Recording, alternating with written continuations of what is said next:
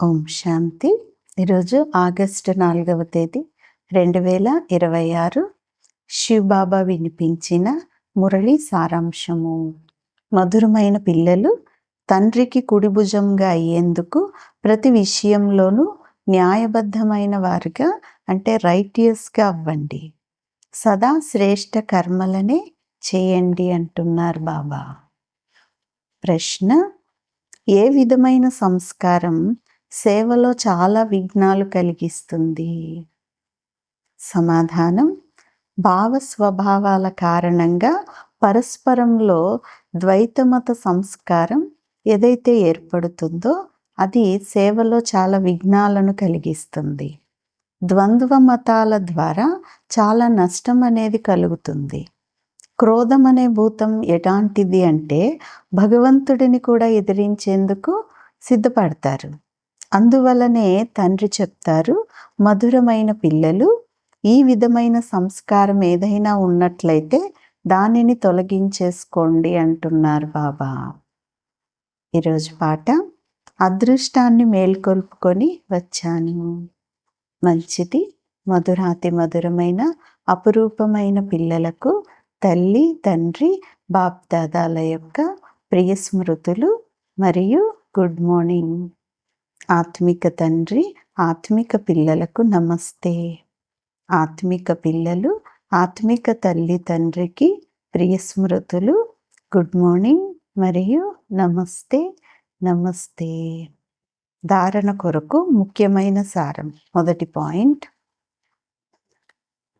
తండ్రి సమానంగా దుఃఖహర్త సుఖకర్తలుగా కావాలి.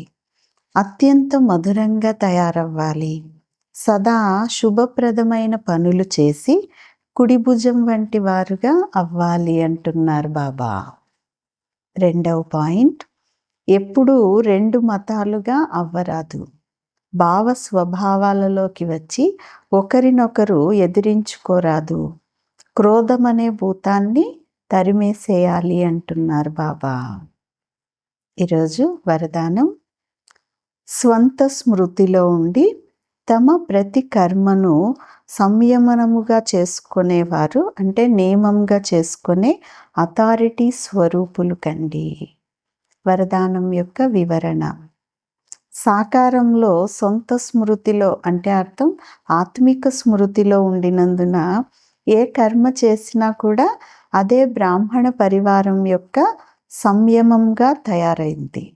స్వయం యొక్క నశాలో ఉన్న కారణంగా అథారిటీతో సాకారంలో అంటే బ్రహ్మ ద్వారా ఏదైనా వ్యతిరేక కర్మ జరిగినా సుల్టాగా చేసేస్తాను అని అనేవారు.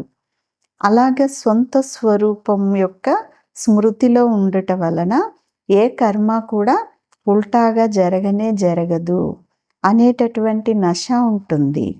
పిల్లలైన మీరు కూడా ఈ స్వస్థితిలో స్థితమై ఉంటే ఏ సంకల్పం నడిచినా, ఏ మాట మాట్లాడినా, ఏ కర్మ చేసినా అదే సంయమంగా అనగా నియమంగా అయిపోతుంది అంటున్నారు బాబా. స్లోగన్: పవిత్రత యొక్క పిల్లర్ను శక్తిశాలిగా చేసుకుంటే ఈ పిల్లర్ లైట్ హౌస్గా పనిని చేస్తూ ఉంటుంది అంటున్నారు బాబా. అవ్యక్త సూచన: అపవిత్రత యొక్క బీజాన్ని కూడా సమాప్తం చేసి సంపూర్ణ స్వచ్ఛంగా అంటే పవిత్రంగా అవ్వండి.